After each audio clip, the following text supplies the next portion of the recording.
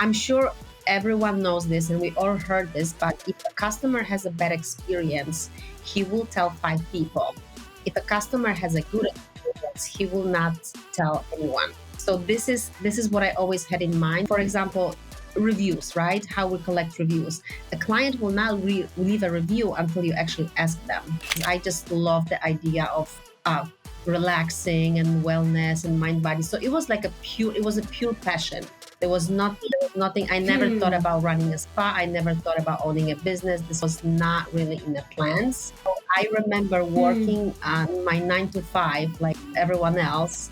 I just woke up one day, and at that point, I was working already in spas. So I come from high-end spas. I come from the Ritz, La Perouse Carton. I come from Waldorf Astoria when it was still open, the Surrey, the Carline Hotel. So I kind of experienced all of the best of New York as far as the spa. I also had a first business that was a failure. I don't think most people know this, but when I was, I think, still in college, there was this blog that was like a thing in New York. It was like a New York City-based blog that had these cute like illustrations of fashion girls. And I remember I was inspired by it, and I wanted to start a blog that was about like things to do in New York City because I love travel and I love New York City. And I started it with this website with my ex, and we named it Underground Velvet. And for many reasons, it was totally a failure. We sunk right into it. It's a fancy website and really nothing to show for it. It's interesting because each business, like when you listen to some of the biggest like business, people in the world, they're always talking about like, this isn't my first, this is like my third. So it's a good place. It's a good thing that you started with something and then it brought you to this. I agree 100%. So like the first business is the icebreaker, right? Do you want to go back to the word? I said, no, my God, I don't want to go back to it. So that's how I started. So I started as, I started my ambition, my intentions were very tiny and very humble. I rented a room and I just was doing all the cosmetic procedures out of that room. And all I really wanted is I just wanted to be able to pay rent and just kind of cover my expenses. And that was it. There was nothing. That was the plan. Oh my gosh. I love that. Wait, so tell me do you remember how much was the rent for the space? It was $100. Do you remember? Yes, it was $800 for a room. And how did you find in the first, like how long did it take you to be fully booked in that room? And how did you find people? So I started advertising on Groupon. This was my business builder. And back then, I don't know if Groupon still functions and operates. I'm not sure. But back then, that's what I did because this is all I knew, right?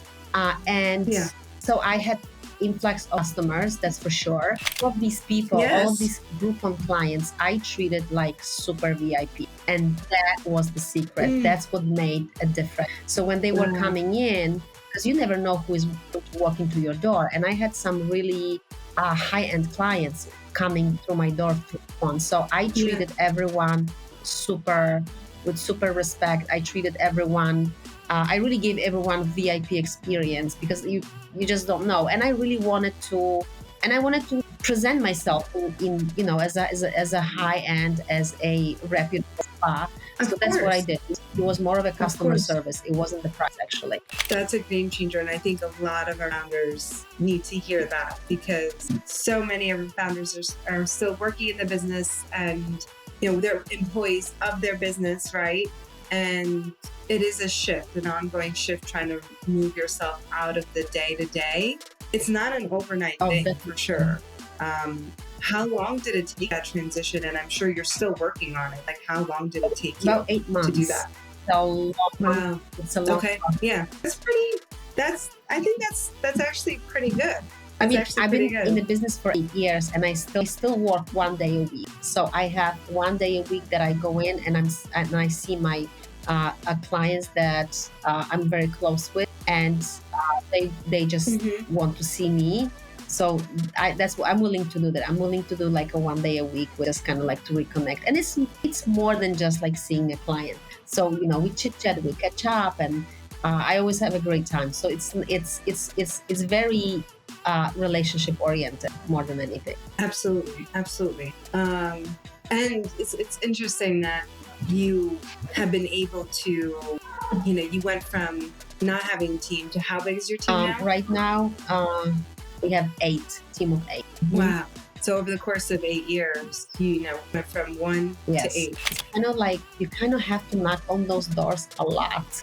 A Yes. lot. Yes. Keep following up and keep following up and keep following up. Until someone Absolutely. tells you, I'm not interested. If you call me again, I'll call the police. This is when you say, okay, have a great day. Rather than that, you really need to be. I have people who are coming into me with now they are following up and they are super consistent. And to be honest with you, I'm sure you can share and you can relate to that. If you do not follow up, I just think that you're not serious enough, right? Yes. And but what's so interesting is that I understand where the founders feel and how they think. Oftentimes, if they're a little bit earlier stage in business, they feel like, oh, I don't want to bother them, or oh, I'm bothering them, or I'm annoying them, or they're not interested because they didn't respond. So I love that you shared the perspective that the people who are following up are the ones that are taking the relationship seriously, the products, the business seriously. So I really appreciate that you shared that. Correct. Yes. And also what I wanted to say, the packaging, the way you bring your products in and the way you present it, because that would make an impression on me. And I am more likely to remember this little baskets for foundations or, moisturizers or whatever that is in baskets. So the presentation matters. It really does. Absolutely. I mean, we are, at the end of the day, we work in beauty, right? So presentation matters. We are people who notice There's beauty. 2 things that I would say. Be memorable and be consistent. That's it.